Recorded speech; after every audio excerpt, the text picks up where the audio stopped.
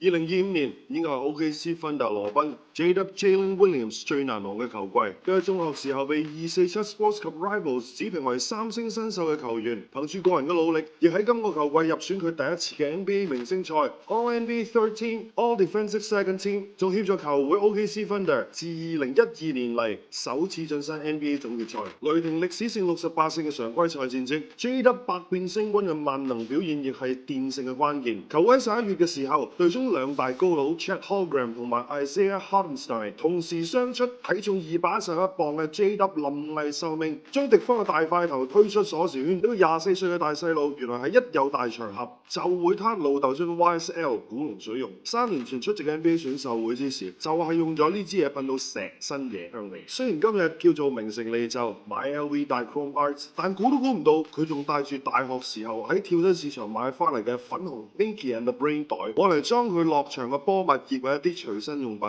Eddie 今季仲因為咁出咗對特別色俾佢，向佢忠誠嘅 Pinky and the Brain 致敬。J-Dub 同好多 NBA 球星一樣，勁中意李小龍，自細就受到龍派信仰薰陶。一唔係睇波嘅時候，就係同老豆同埋細佬睇翻李小龍啲舊戲，所以佢身上第3個紋身就係紋咗李小龍。想知道更加多 NBA 得意古仔、入最新動態，請馬上關注 NBA Outsider 以及 V-Base HK。